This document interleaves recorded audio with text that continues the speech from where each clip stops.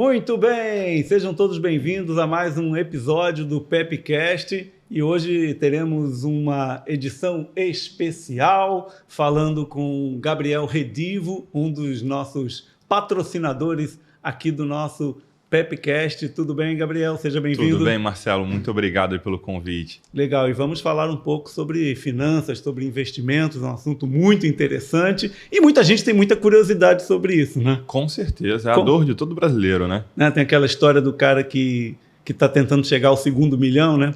Porque o primeiro ele não conseguiu. E para conversar contigo também está aqui a Eliane. Seja bem-vindo, Gabriel. Estou super feliz de estar aqui. Vou aprender mais sobre investimentos.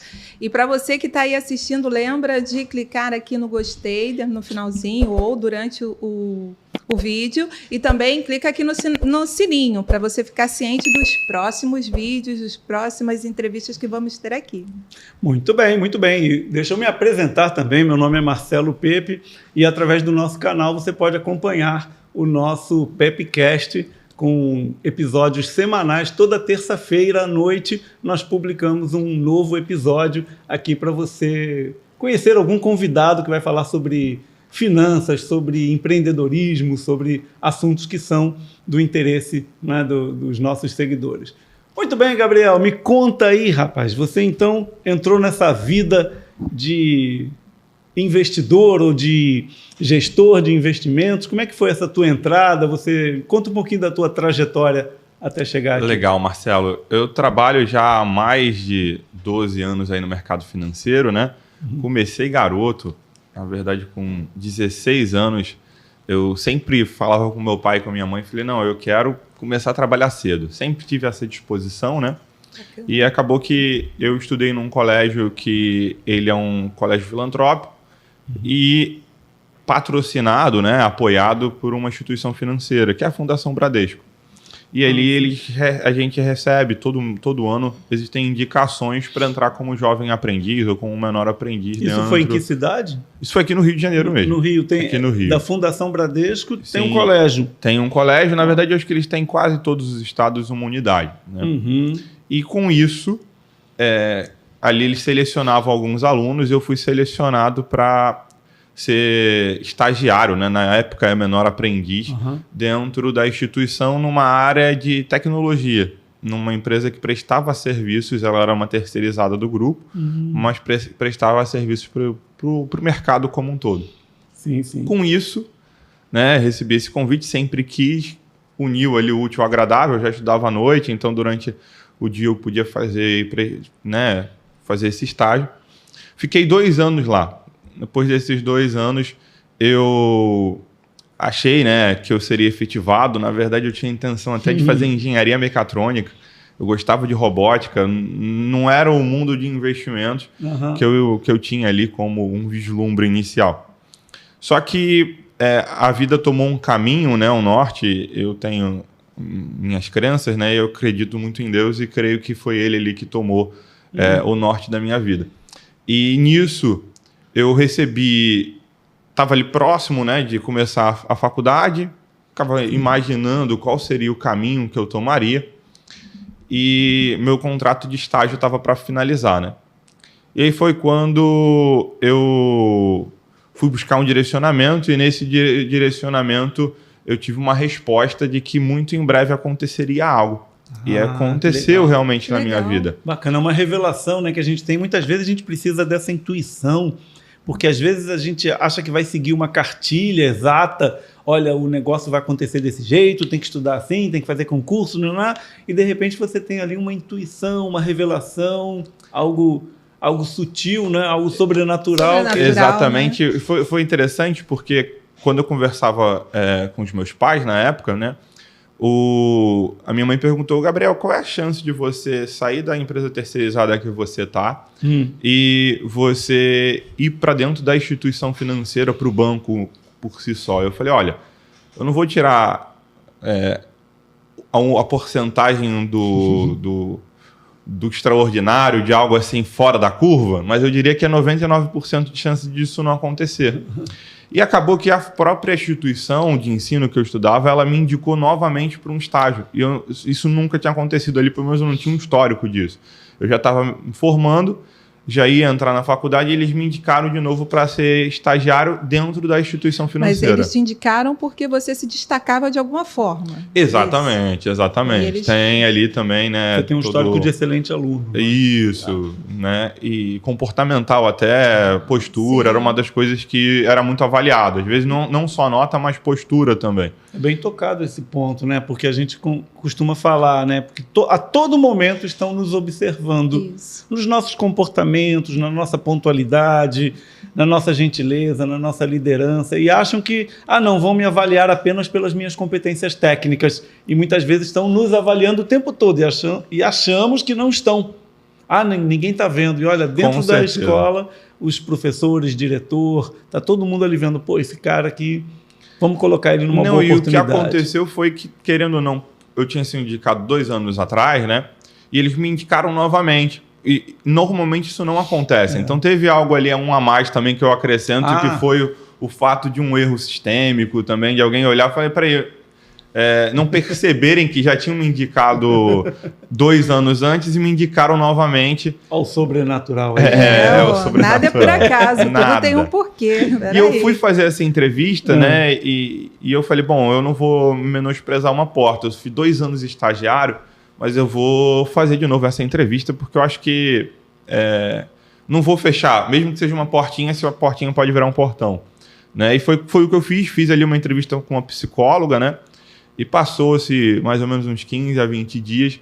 E aí, passando esses 15 a 20 dias, eu recebi o telefonema. O meu contrato de estágio, eu não fui efetivado. Até achava que eu seria efetivado naquela instituição. O convite não veio de imediato. Mas eu recebi do RH central da instituição, né, que comandava o grupo, falando, olha, Gabriel, você consta aqui que você fez uma prova de português e matemática e uma redação para ser funcionário do banco, da instituição financeira. E quando eu olhei aquilo, eu só tinha feito uma entrevista com uma psicóloga. Eu falei, olha, tem alguma coisa enganada. Eu não fiz prova de português, de matemática, eu não fiz uma redação. Eu realmente fiz uma entrevista com uma psicóloga, não foi nem para ser funcionário, foi para ser estagiário da instituição. E ela falou, não pode ser, consta aqui alguns documentos, tá tudo com seu nome. E eu até comecei a discutir ali com ela, e eu fui muito insistente. Ela falou, tá bom, então faz o seguinte, eu vou esperar aí pelo menos até o final do dia e eu te retorno com uma ligação. E ela não retornou naquele dia. Eu achei que depois, eu falei, agi errado ali. Por que eu não falei, não, tem mesmo, então tá bom, deixa eu tô precisando, realmente quero entrar. Mas passou-se uma semana, ela insistiu e falou, olha, tá tudo certinho no teu processo, você fez um processo para ser funcionário da instituição, vem, traz seus documentos e você, junto com os seus documentos, a gente vai te selecionar para uma agência. Que bacana. E levei os documentos no dia seguinte. Quando eu levei os documentos, eles me orientaram falando, olha, você vai ser direcionado para uma das agências, agora o que resta, você já está com o teu cadastro aqui no RH Central, você só vai precisar escolher qual agência que você quer ficar alocado, né? Além do vai escolher a agência ainda. Comecei a pensar, eu quero uma perto de casa, né? E que seja próximo da faculdade, que eu fico com a noite livre para os afazeres pessoais. E foi isso que eu fiz, né? Só que eu comecei a receber só telefonema para... Eu moro na Tijuca, né, aqui no Rio de Janeiro, né? Então eu começava a receber para São Gonçalo, para Caxias, para Nova Iguaçu. Todo mundo te puxando. Para quem não conhece, é 1h30 de distância. Né?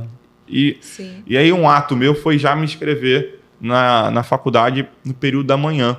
Então eu já me inscrevi no período da manhã, sabia que o período de trabalho era de 10 às 4, né, como funcionário da instituição financeira. Então eu fiquei aguardando algo próximo. Aí vou resumir bem um pouquinho dessa história, né? Mas passou-se mais ou menos uns 4 ou 5 meses e aí pararam de ligar e eu tive de novo a impressão que eu tinha deixado aquela oportunidade passar. Né? Tinha uma reserva financeira e eu acho que já começo a falar um pouquinho de investimento, né? A importância da reserva financeira. Eu fiz uma reserva durante o meu estágio e foi o que foi pagando a minha faculdade. E aí, quando faltava aproximadamente 1 mês para terminar aquele recurso, né, eu falei, bom, eu fechei a porta, vou buscar aí alguma alternativa.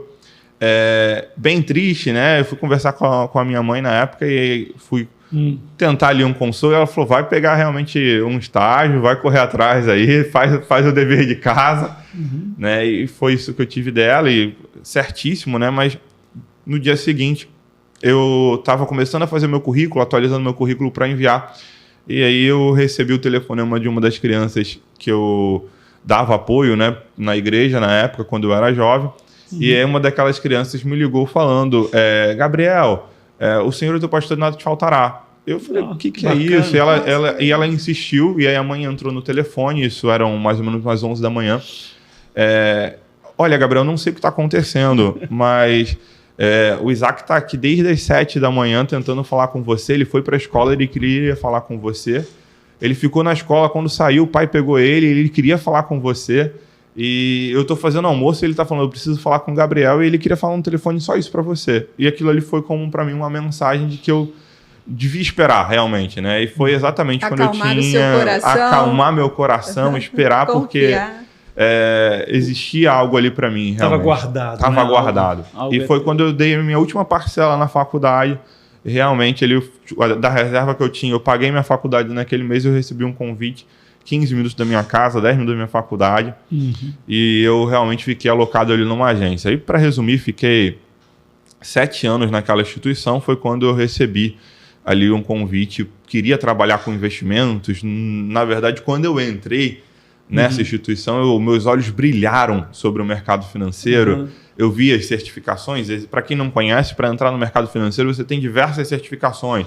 CPA 10, CPA 20, CEA. O gerente de banco que te atende, ele tem que ter uma certificação para poder falar de investimento. Falar de algum produto financeiro. Qualquer produto financeiro. Se ele tiver que falar de poupança... ele tem que ter uma certificação. Ele tem que ter uma certificação. Ali, eu acho que a básica no mercado financeiro é a CPA 10. Isso normalmente os bancos dão, né, essa preparação para os seus colaboradores. Eles não contratam gente já certificada. Isso, e essa certificação, ela não é um curso que você pega e faz, né? Sim. Você tem que prestar uma prova dentro da instituição. Hoje é a Ambima ou a Ancor, são as principais dentro do mercado financeiro.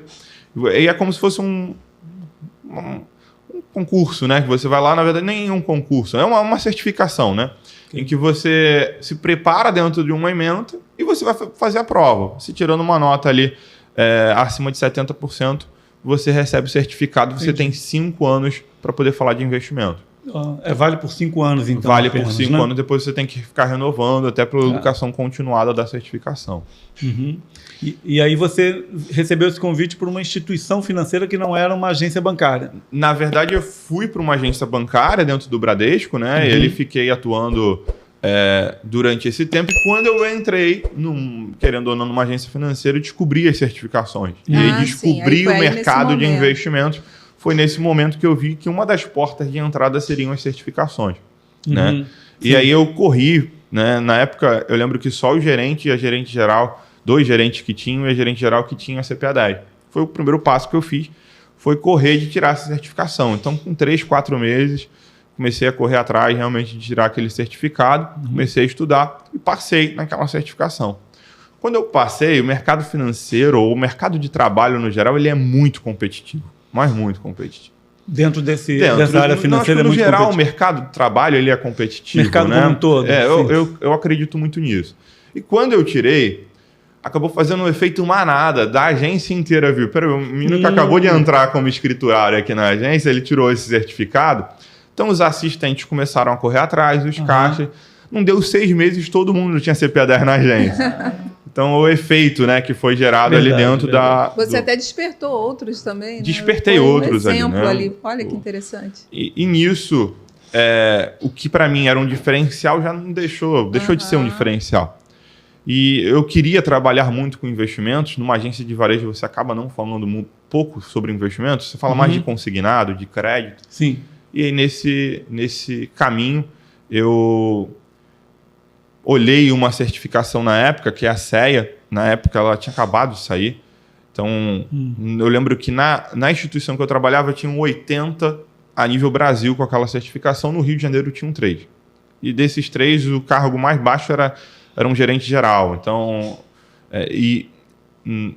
essa certificação habilita você a ter o cargo de especialista de investimentos. Então, hoje, se você é atendido por um especialista de investimento dentro de uma agência, por exemplo, ele provavelmente tem essa certificação. Então, essa certificação específica, você tem várias certificações, mas para que você possa atuar mesmo sendo ali um orientador, tem que ter essa aí específica que você falou, tem um nome? Tem, é CEA, Certificação Especialista de Investimentos Ambima. Ah, tá. E aí, para você ser esse especialista em investimentos, você precisa ter a certificação.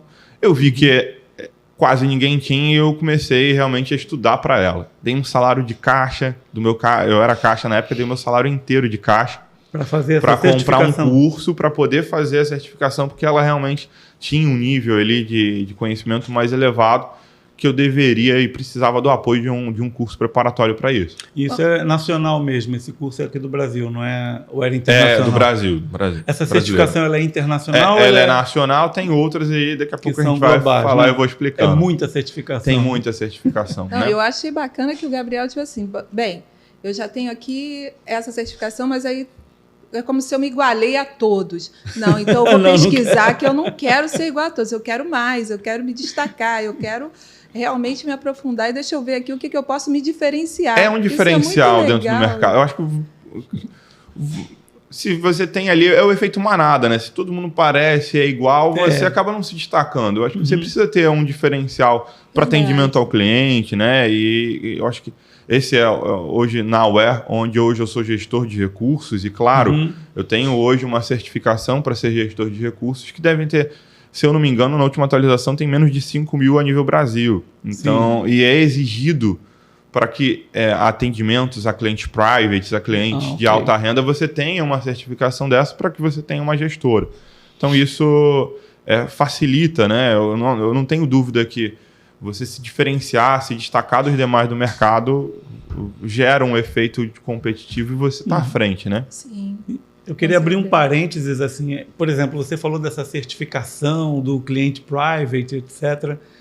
Mas, por exemplo, hoje é um boom aí de home broker, né? Ou seja, cada um pode instalar aplicativo no celular ou vai lá no computador, tem lá um painelzinho, ele, vou comprar, vou vender, vou comprar tal papel, vou vender aquele outro, vou comprar debêntures, não sei o que lá. Cada um faz o que quiser ali dentro, né? E não tem certificação nenhuma e faz a lenha que quiser fazer, pro bem e pro mal, né? Tem gente que ganha dinheiro até com Bitcoin, tem gente que perde na bolsa também. Mas o que diferencia para o teu cliente saber que você tem essa certificação? Para o teu cliente que diz, não sou eu que vou lá ficar lá no home broker, não. Eu vou passar isso aí para a Aware cuidar, eu vou passar para o Redivo cuidar para mim. O que diferencia o fato de você ter essa certificação? Eu acredito que é a chancela da certificadora, né? O que ela te certifica? O órgão regulador, que é a CVM, ela controla o mercado financeiro, né? Vai fiscalizar o mercado financeiro como um todo. E fiscalizando o mercado financeiro como um todo, ela determina que profissionais que podem recomendar investimentos, ou seja, chegar e falar, compra ação tal, compra um investimento Y. Nesse nível, ele precisa, nesse alto nível. Né? Ele precisa ter uma certificação para isso. Né? E aí, cada nível de certificação, ela vai te habilitando dentro do mercado financeiro a você poder executar ou recomendar algum ativo. Por exemplo, hoje, a Aware como uma gestora, diferente da maioria dos escritórios de investimentos, como Multifamily Office, eu tenho... nós temos ali dentro da empresa certificações que habilitam eu executar e eu assumir a conta do cliente, fazer investimentos em nome dele, só comunicar ele, pelo grau e nível de conhecimento que aquela certificação exige. Né? Então, e a CVM entende, olha, então por vocês terem dentro da gestora essa certificação, vocês serem uma gestora e poderem atuar na gestão de patrimônio, né, que é a blindagem patrimonial e gestão de patrimônio, isso habilita vocês a, inclusive, ter gestão discricionária, que é o que a gente chama, que é poder gerenciar a conta do cliente em nome do cliente. Eu emito ordens em nome do cliente. Diferente, por exemplo, de uma agência em que existe até a necessidade de um gerente de banco ou de um agente autônomo de pedir autorização para o cliente. Então, ele vai falar, olha, eu acho que tem que investir na ação de Vale. Assina aqui. Assina aqui porque você está com a responsabilidade, né? Você tem a procuração do cliente para investir em nome dele. Né? Eu tenho uma procuração do cliente, só uma gestora, né? Um multifamily office com profissionais certificados podem ter essa frente aí, a possibilidade de assumir a procuração dos investimentos do cliente. Porque é uma responsabilidade muito grande, né? Você não está ali falando de um investimento de 10 mil, 20 mil reais, está falando de milhões de reais, né? Exatamente. É um movimento que você faça, isso pode interferir até no mercado como um todo, né? Exatamente. A gente viu na época, acho que era o Nagy Narras, né? Fez uma bagunça. Você lembra da história dele? Sim. Ele parece que entrava em opções, tinha Na verdade, criava alguma bolha ali, alguma coisa. Se a gente for olhar, tem muita gente no mercado financeiro fazendo bobagem. Fazendo lenha. Tem muita gente Mas entrando... eles são certificados. Alguns não, né? Tem muita gente que vende curso e que não é certificado. Tá. Vou fazer você virar... o mago dos investimentos. Aí faz lá um videozinho no YouTube, aparece. Isso é um perigo, né? A Betina é certificada. Então, ela trabalhava numa instituição que é uma casa de análise, né? Tá. A casa de análise, que é em qual a instituição que ela trabalhava, ela tinha um selo que permitia, né? Sim. E aí ela falava em nome daquela instituição. Mas tem muita gente, principalmente eu gosto de dizer isso, acho que isso fica como... Se você está vendo alguém lá falando, vai ganhar dinheiro no day trade, te vende um curso de R$1.000. Se ele está te vendendo um curso de R$1.000, provavelmente ele está ganhando dinheiro com o curso e não com o mercado financeiro. Verdade. É muito fácil, né? Tinha um que eu vi um vídeo assim que ele mostrava a telinha lá do celular dele e falava, vou comprar, quer ver? Aí o negócio subia, agora eu vou vender. Ganhei, sei lá, R$1.500. Né, nessa transaçãozinha. Ele tinha uma bola de cristal para conseguir identificar que na hora da gravação do vídeo a ação ia subir, né? Não, ele, na verdade ele gravava 15 vídeos, né? Ele perdia 14, ganhava em um. Falava, é esse que vai pro ar, né? Tinha até a história de um cara que ficava atrás do gol no futebol, né? Tinha um repórter que ficava atrás do gol e ficava falando, olha, agora ele vai bater a bola, vai passar por cima do goleiro e vai fazer gol. Aí ele acertava. Só o que ia para o ar. O que não ia para o ar, ele errava. Tem até uma história também do maluquinho do arco e flecha. O cara chegou numa cidade, um visitante como nós, chegou numa cidade e viu várias árvores, com vários muros de madeira, árvores com uma flecha e um alvo assim, ela bem no meio do alvo. Ele falou, cara, pontaria boa, né? E foi ali passando, e foi vendo árvores, vendo muros, vendo várias situações em que a flecha estava bem no meio de um alvo. Aí ele perguntou num bar o que era aquilo. E aí o cara do bar respondeu, isso é um maluquinho do arco e flecha. Aí ele, maluquinho do arco e flecha, o cara é bom pra caramba, né? Acerta bem no meio do alvo, precisão absoluta. E aí foi ali até que um dia, você quer ver quem é o maluquinho do arco e flecha? Ele tá lá agora. Aí ele foi lá perto do maluquinho, o maluquinho tá lá. O arco lá. Aí, de repente, ele olhou para a direção da flecha e falou, não tem nada lá, onde é que esse cara tá vendo um alvo? Aí ele, bum! Aí acertou no muro. Aí ele, cadê o alvo? Nem eu tô conseguindo ver o alvo. Aí o maluquinho foi andando lá, ele andou junto, chegou lá, a flecha não tinha alvo nenhum, o maluquinho foi lá e desenhou o alvo em volta da flecha. E é o que muitas vezes acontece, né? A pessoa não consegue nada se ela tentar mirar. Na verdade, ela atira, acerta em qualquer lugar e aí desenha o alvo depois daquilo, né? É o que os caras fazem no investimento na internet. Com certeza. Olha como é que eu estou conseguindo ganhar dinheiro. E tem gente muito inocente que cai, né? Às vezes por desespero, por desinformação.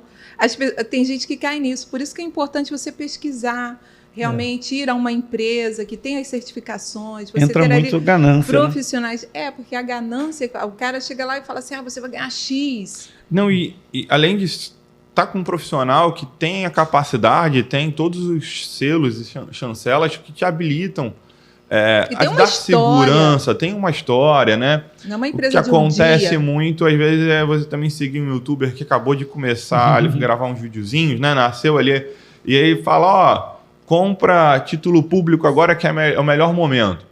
Só que aquele vídeo começa a pegar engajamento depois de 2 anos. E aí, pode ser que até que ele tenha falado algo certo, só que o vídeo que você está assistindo está totalmente fora do período, né? Já está desatualizado. Está desatualizado. O mercado financeiro é muito volátil, então existe lá a taxa de juros, né? Então, em algum momento, se a taxa de juros está tocando o seu topo histórico, você vai ter títulos e ativos no mercado financeiro que vão fazer sentido.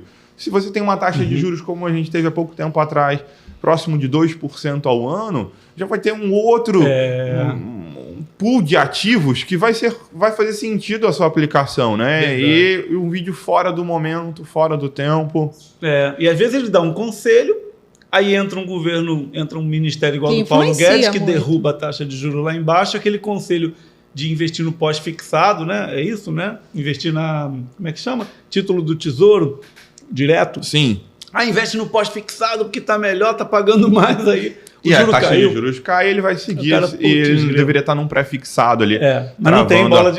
Se bem que assim, né? Na hora que mudou o governo, ele podia até saber, mas dessas bolas de cristal ninguém sabe, né? E aí entra um profissional de mercado que consegue entender e analisar a curva da taxa de juros e os efeitos que ela pode gerar dentro da economia, né? Entender ali, querendo ou não. Essa semana mesmo, na UERA, a gente teve a nossa reunião matinal ali com a equipe de gestão, o comitê, e teve a super quarta, né? O que seria a super quarta? É quando sai os juros do mercado norte-americano junto com os juros brasileiros, né? E os bancos centrais dão ali o patamar da taxa de juros. E a gente falou, olha, a taxa de juros hoje vai se manter no Brasil e provavelmente nos Estados Unidos vai ter um aumento de 0,75. Na segunda-feira a gente conversou isso na nossa reunião matinal. Na quarta-feira se concretizou. É bola de cristal? Não. São profissionais capacitados, certificados, que entenderam e que, analisando ali o cenário global, falaram, olha, tudo indica, dado as estatísticas, que vai ser esse o rumo do mercado financeiro. Com isso, a gente se posiciona melhor para o nosso cliente. Como você falou, tem uma análise. Tem uma análise. Não é eu comprando pão na padaria com o celular na mão e falando, vai subir a ação e... Não, aquilo ali é terrível. E também vamos falar mal aqui dos outros, tá? E também não adianta assistir Globo News, que não é ali que você vai pegar a realidade macroeconômica verdadeira, justa, honesta. É de 2, 3 minutos, né? É 2, 3 minutos para falar de investimentos ali. Às vezes, querendo ou não, falando de Globo News, né, por exemplo, ali ele está falando para um público muito grande. Então tem gente, desde milionários a pessoas que estão querendo começar a pensar a sair da dívida. Então o conteúdo é muito aberto. Né? E onde que você se informa? Onde que você, toda a Aware, onde é que todo mundo se informa? Aí assim, são terminais, por exemplo, você falou da Bloomberg, né? Existem terminais, existem sistemas que são muito utilizados no mercado financeiro pelos grandes gestores, pelas grandes gestoras. Que não tem viés. E que, não, na verdade, assim, a gente recebe a notícia, a gente consegue prestar análise.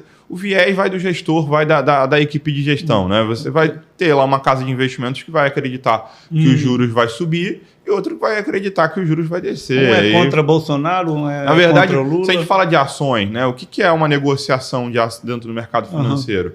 É alguém querendo comprar Petrobras e alguém querendo vender Petrobras. Então é um exemplo, eles têm que se encontrar. Então, se eu tenho alguém que quer comprar, essa pessoa que quer comprar, ela acredita na alta. E se eu tenho alguém que quer vender, ela achou que o preço tocou o máximo e que ela já recebeu lucro. Ou acredita na baixa. Ou acredita na baixa. Então, as expectativas do mercado geram negociação. Na verdade, toda negociação que acontece no mercado financeiro são duas expectativas e duas crenças totalmente diferentes. Alguém acreditando na alta do ativo e alguém acreditando na baixa ou crendo que eu já alcancei o patamar ali necessário de lucro. Saquei. Ou estopando o prejuízo também, né? Pode ser... E essa história do Jack Welch, por exemplo? O Jack Welch tem aquela cultura de analisar balanços, ver caixa. Eu não entendo muito de contabilidade. Alguma certificação que você fez te dá essa linha de análise, de analisar balanço, de analisar... Na verdade, até saúde financeira. Falando um pouquinho ali, né? Depois que eu tirei aquela certificação, eu não consegui muito... crescer na instituição, até porque o modelo da instituição era um pouco fechado, e foi quando eu realmente saí ali da instituição que eu estava, fiquei mais um tempo numa instituição financeira, tirei outras certificações, aí entra aí 2 certificações sempre que eu tenho, se atualizando. Que é o CFP, que é uma certificação internacional, e o CGA, que é uma certificação que habilita você a fazer gestão de patrimônio. E aí nessas 2 certificações, respondendo a sua pergunta, existe ali sim um trabalho de análise contábil, né? Análises financeiras. Aí a gente tem dois caminhos, as perspectivas. Quando eu vou para o mundo de renda variável, você tem a análise técnica, que também é conhecido tradicionalmente como análise gráfica, que é ver o movimento dos preços, né? Através de dados estatísticos, né? Sim. Existe ali um histórico, e aí vai sendo esse histórico de preços, vai formando um gráfico e você faz uma análise gráfica. Existe uma outra escola, que é a análise fundamentalista, que ela avalia o balanço da empresa. Eu não tenho dúvida, uma empresa que dá lucro, que tem uma margem líquida muito positiva, que tem indicadores financeiros que são favoráveis para o crescimento daquela empresa, ela tem um bom retorno, né? Existe uma briga no mercado financeiro entre essas duas escolas. Eu, Gabriel, acredito muito que a análise fundamentalista ela te dá a visão de longo prazo. Qualquer investidor qualificado, ou que é um investidor a nível private, por exemplo, que já tem uma parcela em ações do seu patrimônio, 20%, 30%, ele vai construir o seu patrimônio para a longevidade e a perpetuação para a posteridade, né, para os seus filhos, em herança e assim por diante. É o pensamento de longo prazo. Sucessão. Não é? O pensamento dele é a longo prazo. Não pode ser de ganhar daqui a 2 semanas ou daqui a 2 meses. Então eu tenho lá, por exemplo, uma ação dentro do mercado financeiro que ela tem um lucro líquido muito favorável e uma que dá prejuízo. É óbvio que no longo prazo, se essa continuar dando prejuízo, um negócio que dá prejuízo não se mantém. Né? Sim. E aí, não tenho dúvida que a análise fundamentalista ela dá toda a base para você escolher bons ativos. Você falou do prejuízo e a maquiagem. E quando o pessoal igual a Enron, igual o próprio Ike Batista aí fez umas tramóias e tal, e ele não sei se ele maquiou a contabilidade, mas e essas maquiagens? O cara tira da despesa, sei lá, põe no lucro, ele arruma um jeito de mutretar o negócio. Isso acontece, né? Não, é muito raro, até porque hoje, querendo ou não, o mercado vai se atualizando, né? Hoje mesmo a Receita Federal ela já está muito com tecnologia já avançando em sistemas que hoje o mercado está muito integrado, né? Seja o mercado offshore com o mercado nacional. Então, existe uma capacidade hoje do sistema financeiro como um todo de identificar essas fraudes. Acontece? Pode acontecer. E sim, é o que a gente chama de cisne negro, né? Não tenho como identificar ali que aquela empresa tinha uma fraude de balanço. Por mais olhando o balanço, o balanço que o mercado recebe, que é público, ele existindo ali uma maquiagem do balanço, eu não tenho como descobrir aquilo, né? Mas aí entra um dos principais princípios dentro do mercado financeiro, que é o princípio da diversificação, né? Ah, boa. Não se coloca todos os ovos numa mesma cesta. Para quem não conhece, eu não vou pegar todo o meu dinheiro e colocar em Bitcoin, por exemplo, ou numa ação específica, né? Você tem que realmente pegar o seu dinheiro e colocar em ativos sólidos, ativos que façam sentido depois de uma análise fundamentalista. E, claro, diversificando, né? Colocando cada parte do seu patrimônio em um determinado ativo. E tem gente que cria os fundos. Esses fundos são criados por quem? Pelos bancos, pelas empresas de investimento? Ou está lá na B3, na Bolsa, existe o fundo que ela junta várias ações? Existe isso? O fundo, na verdade, e aí a Aware como uma gestora, né, um multifamily office, uma gestora, nós gerenciamos fundos de investimento. Criam esses fundos? São criados, são estruturados, né? Ali toda a estrutura de um fundo, mas para quem não conhece o mercado financeiro ou não entende o que é um fundo é uma modalidade de investimentos coletiva, tá? Existem os investimentos individuais. O que seria um investimento individual? Eu compro uma ação, eu compro um CDB, eu compro uma LCI, eu compro um título público. E eu, como pessoa física, pego lá 1 milhão, 100 mil, 200 mil, 50 mil, 10 reais, vou comprar lá um ativo individualmente, né? E o fundo de investimentos, ele é uma modalidade de investimento coletivo, onde diversos investidores colocam o seu recurso financeiro naquele CNPJ, e esse CNPJ ele é gerenciado por um escritório, por uma gestora, por uma gestora de investimento, né? Por uma empresa do mercado financeiro certificada. Hoje, só gestoras de investimentos podem atuar na gestão de fundos de investimento, que é o nosso caso hoje. A Aware é uma gestora de investimento. A Aware é uma gestora. Então, a gente faz tanto gestão de patrimônio de grandes clientes, né? De clientes private, wealth, né? Como também a gestão através de recursos de investimentos coletivos através dos fundos de investimento. Né? Uhum. E no caso da Aware, vocês não oferecem essa mesa, esse home broker, isso não existe na Aware, né? Só vocês é que gerenciam os investimentos. Assim, eu acho que faz sentido o investidor que tem um nível de um patrimônio, que alcançou isso através do seu trabalho, da sua atividade principal, né? Uhum. Um grande empresário, ele construiu o patrimônio no negócio dele. E muitas das vezes ele não conhece do mercado financeiro, então ele terceiriza isso para quem realmente conhece, para quem se dedicou, e ele atua em ganhar mais dinheiro e fazer a empresa dele crescer. Sim, o foco dele é esse. Ali, né? Isso. E aqui a gente vai cuidar de alavancar o patrimônio dele. Alavancar, no que eu digo, é potencializar os investimentos, não fazer alavancagem financeira, mas potencializar os investimentos do cliente rentabilizando. Perpetuar. Gabriel, para ficar claro para o pessoal que está assistindo, quem é o público para a Aware? Quem é o cliente da Aware? Hoje nós atuamos diretamente com clientes que são determinados pela Ambima como os clientes private. São clientes acima de 3 milhões de reais. Então, é gestão de patrimônio, né?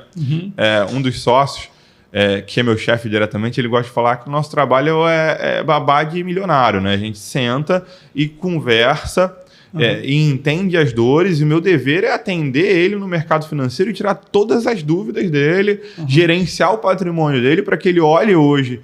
Ele aplicou lá 10 milhões de reais conosco, que ele veja daqui a 2, 3 anos o patrimônio dele ter dobrado de capital. Ou ganhado da inflação, né? Ele vê realmente uma blindagem, uma proteção, toda uma análise do portfólio dele, até não só falando do que tange questões financeiras, né, de investimento, mas fiscais, questões de planejamento sucessório, conversando com os herdeiros, dando educação financeira para os herdeiros, para que faça essa passagem. Né? Infelizmente, o mercado brasileiro, historicamente, ele tem essa dificuldade das empresas familiares elas não conseguirem se perpetuar. Poucas empresas, eu digo aí, a última vez que eu vi uma estatística dessa, chegava próximo de 13% o número de empresas que chegavam até a terceira geração. Então, né, você passa para o filho não administra bem, e muitas das vezes no neto chega ali o pouco que sobrou daquela empresa ou nem chega àquela empresa. Essa cultura de perpetuação, isso tem que ser passado desde novo. Acho que as crianças se revoltam, os adolescentes se revoltam, né? Exatamente. Então, fala, eu não quero trabalhar com as coisas do meu pai. Às vezes até gosta, mas aí ele diz, não quero porque o meu pai está tanto impondo ali, dizendo, olha, você vai cuidar da empresa do papai, da família, não sei o que lá. E às vezes a criança diz, agora que eu não quero mesmo. Agora que eu quero ser cantor. Faz isso, às vezes, com 18, com 20 anos. Você também não prepara o herdeiro dentro de um processo de longevidade, né? Desde criança. Eu acredito que já é envolvendo ela ali, né? Mas ele entender. E se isso acontece porventura, poxa, eu já vi que meu filho não tem o interesse por esse negócio, mas eu construí esse patrimônio, e esse patrimônio eu quero levar isso como um legado para minha família. Você tem, dentro do mercado financeiro, instrumentos, terceiriza essa gestão por um fundo de investimentos ou por uma empresa e faça com que o seu filho receba os dividendos daquela empresa. Você terceiriza isso para uma empresa que vai cuidar do teu patrimônio também da melhor forma. Ele não precisa ser dono do negócio, ele está ali operando o negócio diariamente. Ele não precisa ser o chefe ali operacional. Mas né? será que quando sai o dono do negócio, será que o negócio consegue se manter com a mesma energia? Vou contratar um CEO, vou contratar um diretor de marketing, um porte, né, de empresa de, sei lá, de 1 bilhão. Aí você olha para uma empresa dessa, será que quando sai a figura do dono, da família, será que a empresa continua com aquele tesão? Essa passagem eu acredito que ela é o maior desafio, né? Eu ouço aí grandes players e gosto, né? Não só profissionalmente falando, mas por analisar empresas. Uma empresa hoje como uma Amazon, como um Walmart, como a própria Disney, por exemplo, o Walt Disney, que já não existe mais o fundador, mas se mantém. E por que se mantém um legado desse? Porque soube fazer o dever de casa dessa sucessão, né? Ninguém dura para sempre. Então, se você quer manter o legado daquela empresa que foi fundada e todos os princípios, você tem que administrar isso. Mas delegar, eu acho que é uma das maiores dificuldades do ser humano, né? Sim, sim. Agora, a gente pulou uma parte da história do Redivo, que é assim, saiu daquela empresa lá que você começou e você foi convidado para a Aware agora recentemente. Então, eu saí dessa instituição financeira, né? Atuei numa outra instituição e nesse meio do caminho... Que foi se certificando em tudo, né? Que você foi buscando Eu até contei, né? Eu paguei um salário de caixa naquele curso e quando eu paguei o meu salário de caixa inteiro, eu cheguei no primeiro dia de aula e o professor não tinha certificação que eu estava tentando tirar. Eu falei, poxa vida. Caramba! Era a segunda turma. A primeira, ninguém tinha passado. E a segunda, eu era o remanescente. Na verdade, eles pegaram toda a turma, a primeira turma, colocaram de novo em sala, porque teve uma revolta muito grande, né? Vocês venderam a sua primeira turma, ninguém passou. E pegaram mais alguns que quiseram contratar o curso e jogaram na mesma sala. E quando eu vi, eu falei, caramba, tô lascado aqui. E eu vi que o professor não tinha certificação, mas era o único curso na época dentro do Rio, ali presencial. A teoria necessária estava lá, né? Não tinha o expertise do próprio instrutor. Ele não podia ser um mentor. Ele não podia, mas pelo menos a matéria eu teria acesso ali, seria mais fácil. E eu lembro que foi em janeiro, estava de férias na faculdade. Eu não tive em janeiro, o carnaval foi logo no início de fevereiro. Eu fiquei 45 dias estudando para aquela prova e eu acabei sendo o primeiro aluno a passar na certificação daquela instituição. Para mim foi uma vitória, porque eu era caixa, naquela turma tinham gerentes gerais, gerentes especialistas de investimento que já atuavam falando de investimento, eu como caixa não atuava, e eu acabei sendo o primeiro. Né? Só que sempre quis lecionar, eu sempre quis dar aula. Né? Nesse processo, eu comecei a pegar o sócio e falei, olha só, você me vendeu um curso que o professor não tinha certificação, eu sou o primeiro aluno, teu marketing vai bombar, coloca que eu sou um ex-aluno seu. E eu fiquei pelo menos 2 ou 3 meses perturbando ele o dia todo. Falei, eu quero dar aula, até que um dia que ele falou, não, tá bom, vou te botar aqui para dar uma aula de CPA 10, para ver como é que você se sai. E acabou que, por coincidência, ele me colocou na turma do melhor professor dele, que passou mal e que não podia. Teve uma revolta no grupo do WhatsApp ali, o pessoal falou, mas mudou no último dia de aula, meu último dia de aula, logo quando a gente vai saber sobre a prova, mudou o professor, não conheço ele, era uma turma com 15 alunos, foram mais de 6 alunos ali reclamando. Vai que foi a salvação deles, né? E aconteceu que também seria a minha primeira aula lidando realmente, né, como professor, como instrutor. E eu me surpreendi, porque realmente eu consegui superar as expectativas dele. E aqueles 6 que reclamaram sem eu pedir, no final do dia estavam os 6 falando que aula maravilhosa, foi muito bom, agradeço os ensinos do professor Gabriel. Ali eu também me achei como educador, né? Logo depois eu assumi a cadeira daquela certificação de especialista. E em paralelo ao mercado financeiro, já atuando numa corretora, eu comecei a dar aula de certificações. E pelo mundo de certificações, hoje eu tenho todas as certificações do mercado financeiro brasileiro e tenho o CFP, que é uma certificação internacional. Hoje já atuo há mais de 7, 8 anos lecionando sobre certificações. Hoje sou coordenador de um Instituto Brasileiro de Estudos para o Mercado Financeiro. Que bacana. E nesse processo eu acabei conhecendo lá um dos sócios da Aware, né? Que foi o sócio fundador ali, o Alex. E nesse convite ele falou, poxa, queria ter você dentro do meu time. Eu falei, eu que me sinto honrado em fazer parte dessa equipe. Bacana. E recebi esse convite, que era um sonho ser gestor de recursos, né? Eu já tinha certificação, mas não atuava diretamente com essa atividade. E assumi, pegando todo esse know-how que eu tenho dentro do que eu adquiri como professor, né? Colocando na prática. Já atuava com gestão de investimentos, né? Com assessoria de investimentos. Depois que eu saí do Bradesco, atuei por 7, 8 anos fazendo assessoria de investimentos. E aí nisso eu trabalhei com mesa de renda variável. Eu acabei realmente, nesses 7 anos que eu atuei numa corretora, que foi a XP, eu atuei aí muito forte com investimentos, com veia, falando um pouquinho de offshore. E aí eu entrei na Aware, conheci esse mundo e hoje dali eu acho que eu não saio para mais. Eu quero ver meus filhos ali crescendo, minha filha crescendo e ela me olhando ali crescendo junto com a Aware. Que bacana, que bacana. E diz uma coisa, a Aware te abriu um mercado que você não tinha acesso ou o mercado continua o mesmo? Por exemplo, eu sei que a Aware está, o headquarter, né, como diz o quartel-general está lá na Suíça. Num assunto muito legal, Marcelo. Pouco se fala sobre o mercado internacional offshore, né? E tem muita casa de investimentos ou muitas empresas que falam sobre investimentos offshore, mas na prática eles não fazem investimentos offshore. né? Eles vendem um seguro de vida que dizem ele ser um offshore, né? Ou vendem um produto que o cliente não está diretamente comprando ações lá fora. E aí, na Aware, como nós somos um grupo financeiro em que eu tenho não só a gestão nacional através de uma gestora, eu tenho uma gestora offshore e eu faço gestão de patrimônio. Temos mais de 15 instituições, as grandes instituições, JP Morgan, o próprio BTG Pactual, Pershing, entre diversas outras casas, né? Eu consigo atuar fazendo gestão de patrimônio dos meus clientes offshore. Isso, para mim, tem sido um grande aprendizado dentro da Aware. Eu tenho uma curiosidade sobre... Muita gente fala assim, o cara tem um dinheiro, leva para a Suíça. O que a Suíça tem de especial que as pessoas... Bom, alguns escondem, né, em contas...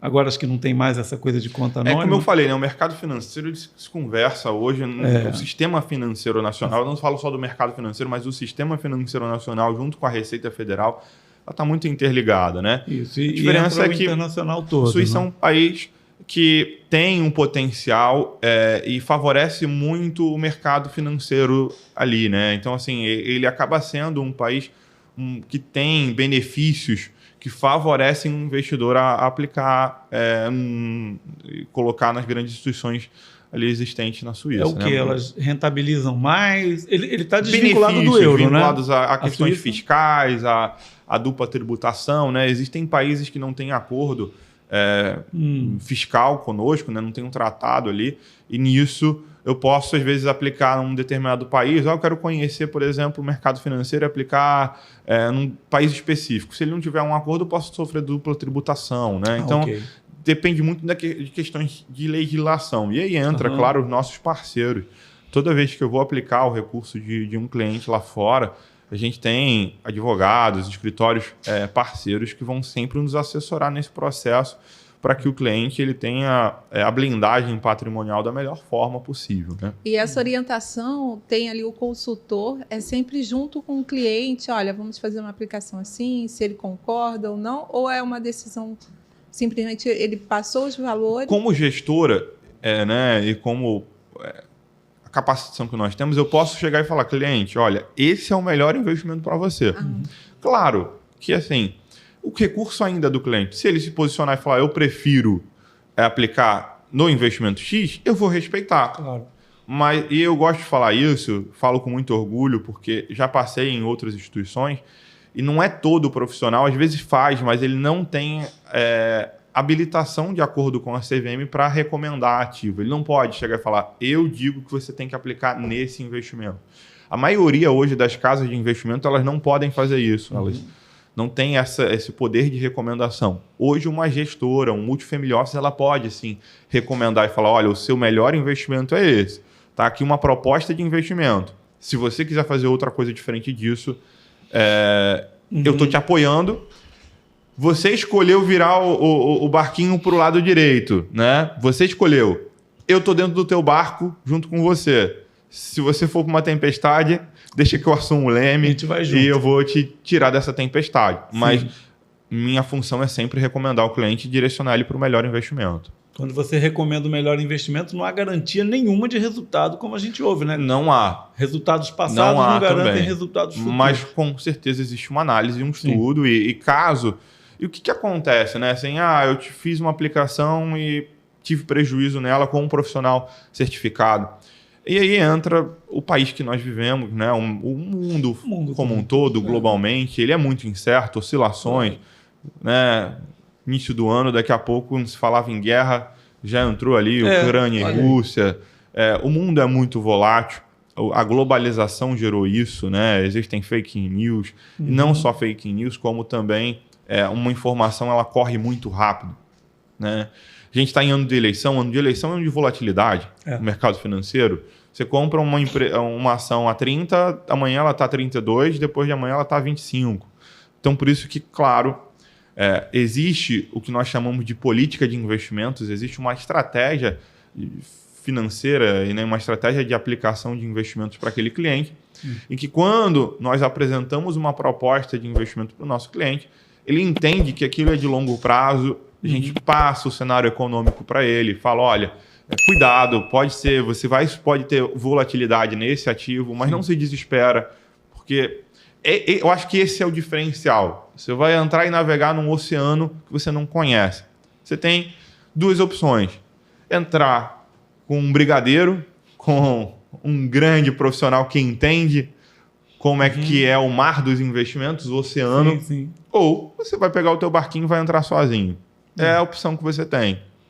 Eu não posso adivinhar as tempestades que o meu cliente vai enfrentar, mas eu, como profissional, eu tenho todo o conhecimento para, no meio de uma tempestade, direcionar o meu cliente para o melhor caminho. Legal essa atitude rápida, né, que às vezes tem que ter. A gente vê na Fórmula 1, não sei se você acompanha alguma coisa, mas na Fórmula 1, quando está dando ali primeira volta, segunda volta, terceira volta, as estratégias vão mudando.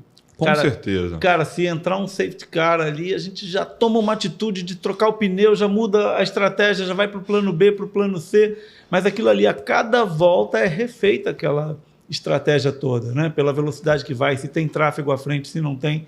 E essa atitude tem ali uma pessoa, pelo menos uma pessoa em cada equipe, só cuidando dessa estratégia. Tipo, aconteceu alguma coisa, ele passou, está com dificuldade de ultrapassar o próximo, ele já muda a estratégia rapidinho. E acho que nas ações é semelhante. Então, assim como essa estratégia toda muda, nas ações também, a estratégia, você tem que estar ali antenado para a melhor estratégia, né? Mudou o cenário, mudou o investimento, mudou Entra um conceito muito importante, Marcelo, que é o horizonte de investimento. Quando você senta com um cliente, até o cliente, quando ele vai abrir conta numa corretora, ele vai lá digitar o perfil do investidor, né? São 10 perguntinhas. E ali ele fala, por exemplo, o tempo que ele vai ficar aplicado. Isso é o horizonte de investimento, né? Sim.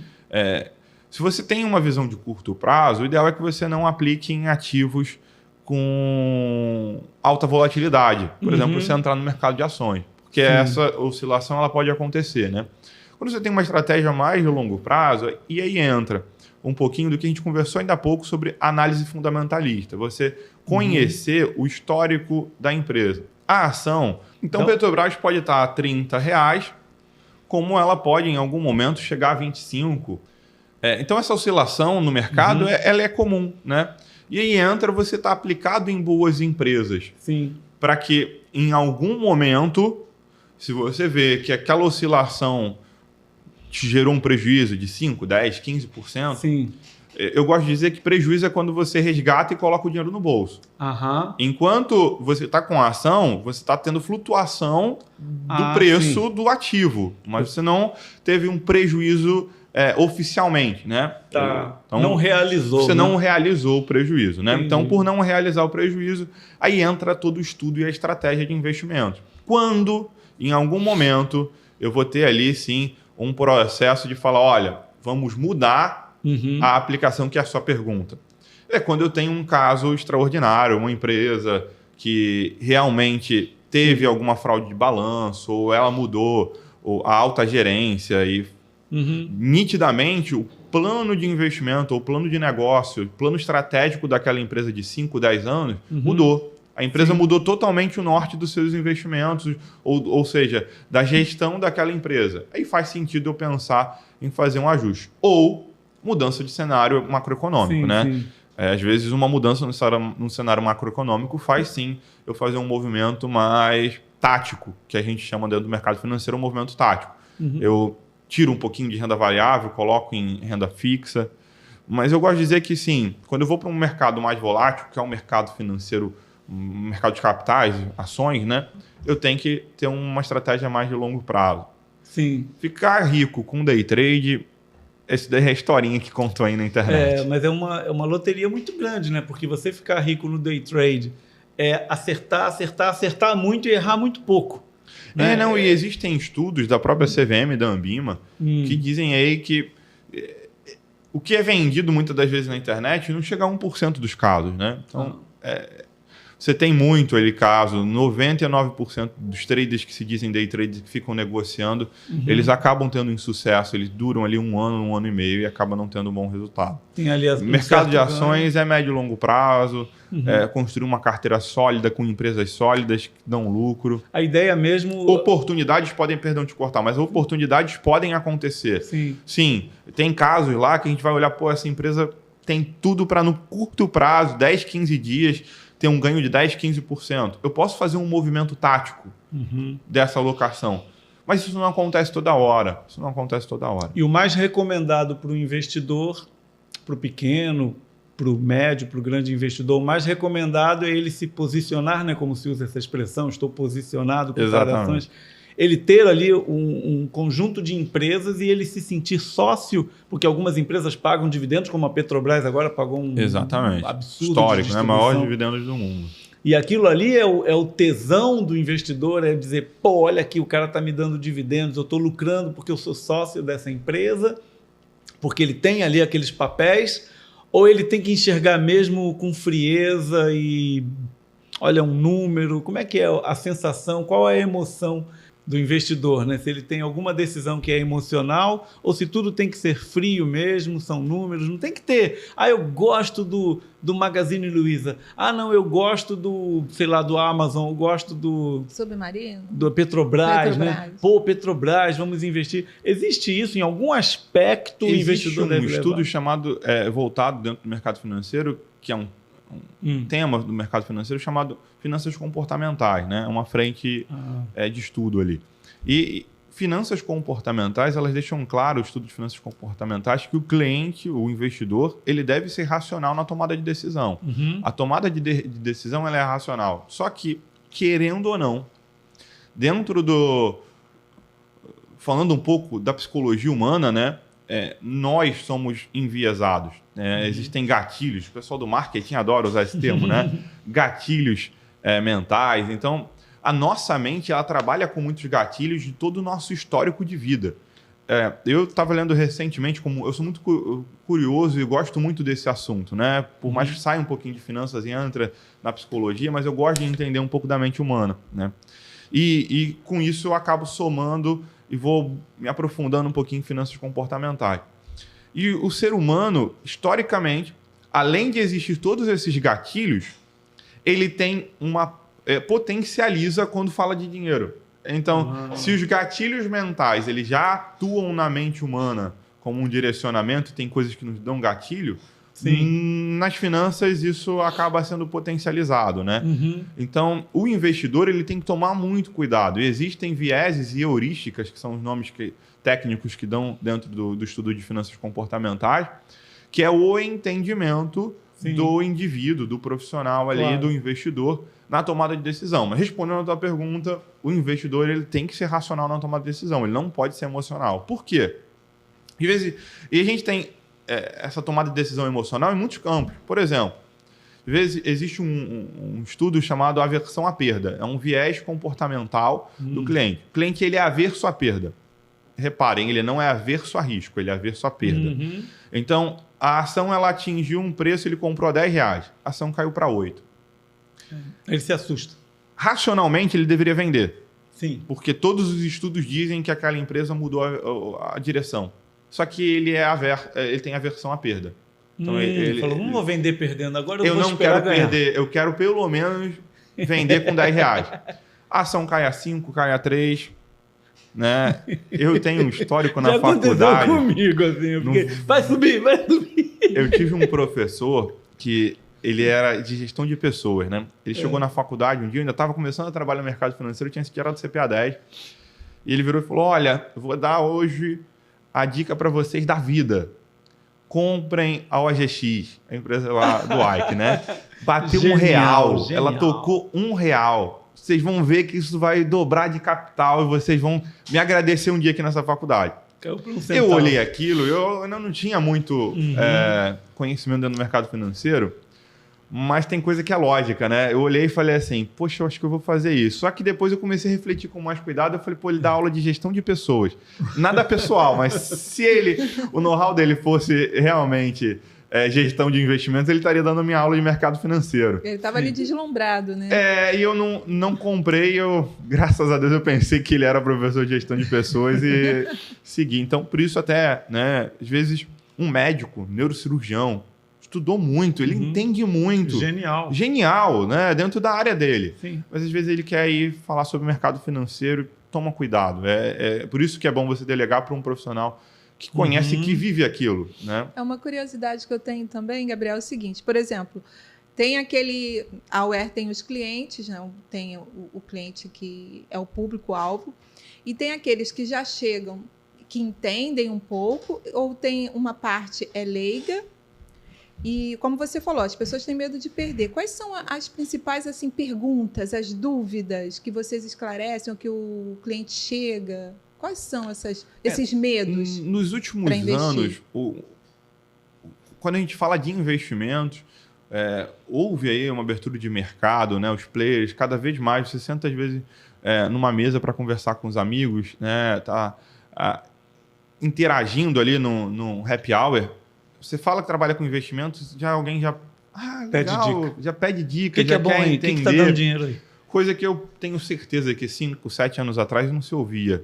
Não era uma dor, né? Então isso vem de uma atenção e, claro, nisso eu bato palma para muitos dos influenciadores que nasceram aí no mercado financeiro, os grandes de finanças, né? Eles acabaram abrindo e despertando esse interesse. Ainda existe muita necessidade, pouquíssimos. Ainda hoje, mais de 68% da população brasileira aplica em poupança. Então, só isso mostra o nível, a falta de conhecimento. E as dúvidas são... Eu não consigo hoje pontuar. Olha, todo mundo vem... Tem, claro, profissionais que já se despertaram, conheceram, eles vêm com dúvidas mais técnicas, mas existem, né? Muitos, às vezes um herdeiro recebeu ali, o pai fazia a gestão dos recursos e ele não entende nada do mercado financeiro, ele vai delegar. E esse é o papel da Aware. Ele chega... é o papel da Aware, né? E dá ali orientação passo a passo, explicando mesmo, como você falou, você é professor, né? Dando toda aquela coisa da orientação para esse aluno que chegou. Não importa o nível de conhecimento dele. Desde o cliente que chega leigo sobre o mercado financeiro, a gente vai dar todo o apoio, toda a estrutura, como um profissional, né? Às vezes, que já se destacou na sua atividade principal, mas ao mesmo tempo ele teve sempre o desejo de entender do mercado financeiro e começou a fazer curso. E ele chega às vezes num nível mais técnico, mas claro, a gente vai estar apto a trabalhar com ele também, desenvolver e inclusive agregar a inteligência dele. A gente tem casos que o cliente gosta de comentar sobre os investimentos, ele tem as suas análises próprias, mas eu não tenho dúvida que, claro, toda a nossa expertise, se eu juntar os 3 sócios hoje da Aware, né, eles têm mais de 100 anos de mercado somados. O Aware nasceu em 2015, mas os sócios fundadores tinham mais de 25 anos de mercado no mercado offshore. Né? Então, você pega a estrutura somado às certificações que existem dentro dos profissionais que ali atuam como funcionários daquela instituição, eu como gestor, os sócios e todo o know-how do quadro societário, o cliente está sendo bem amparado. Existem comitês de investimentos. Isso... Não tenho dúvida que é uma cabeça pensando sozinho, até esse profissional mais técnico, né, esse investidor mais técnico, contra um comitê de investimentos. Eu acho que não tem como competir, né? É um time, né? O legal é isso. Né? E aquela coisa que você até falou do barco, né? Que você vai chamar ali aquele condutor do barco, quer dizer, você tem toda uma equipe, um grupo com experiência. Imagina você investir junto. Exatamente. Formar um time, várias cabeças pensando. Isso é muito mais interessante do que você sozinho ficar assim, caramba, para que lado que eu vou, onde que eu ponho, onde é que eu paro, onde é que eu inicio, né?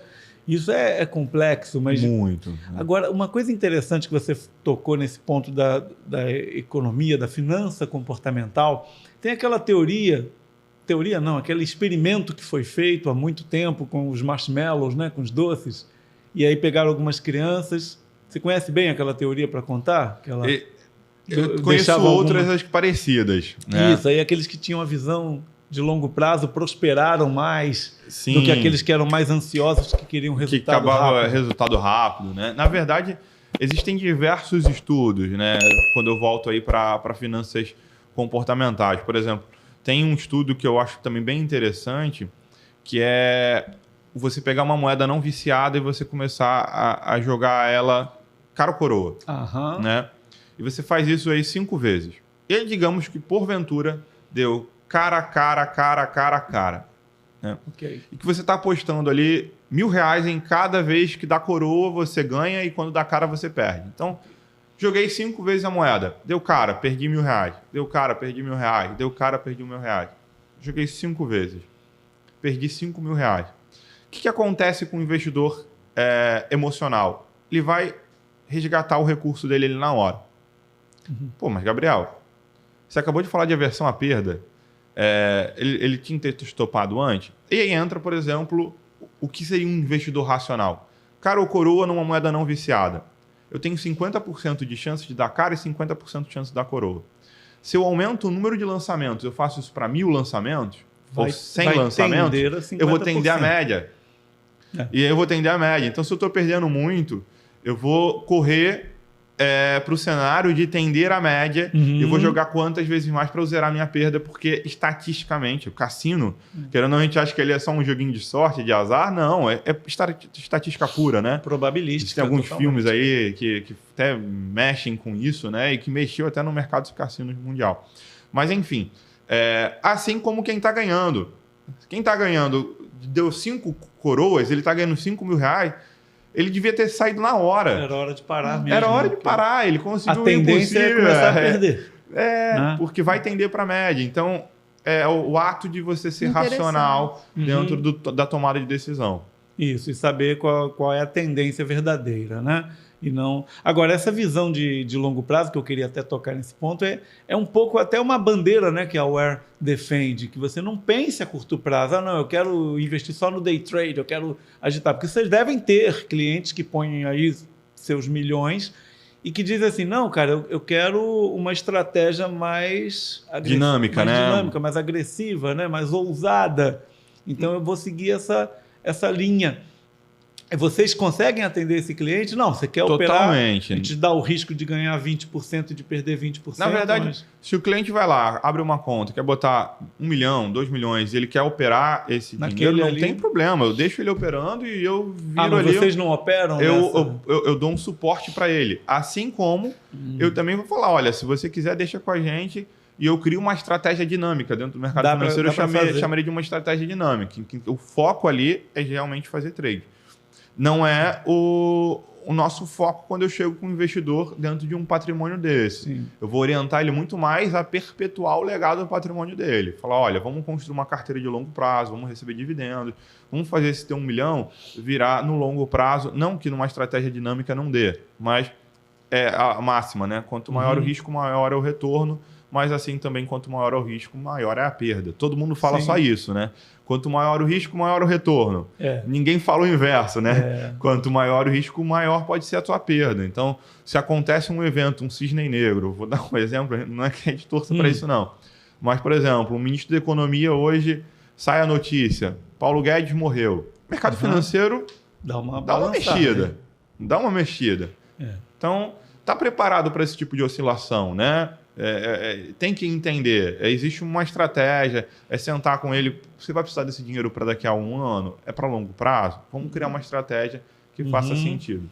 Entendi. E cada cliente você vai... A gente fala que é tailor-made, né? Cada caso é um caso, eu vou tratar cada cliente dentro da sua especificidade.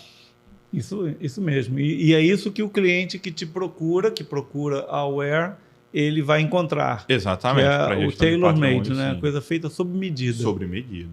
Isso é importante, né? Porque muita gente diz, eu entro ali, por exemplo, num banco. Você entra naqueles fundos, naqueles papéis que eles oferecem e a coisa não é customizada para os teus objetivos. Exatamente. No máximo, eles te dão lá 3 ou 4 padrões de risco. E você quer entrar nesse... Uma carteira pronta, né?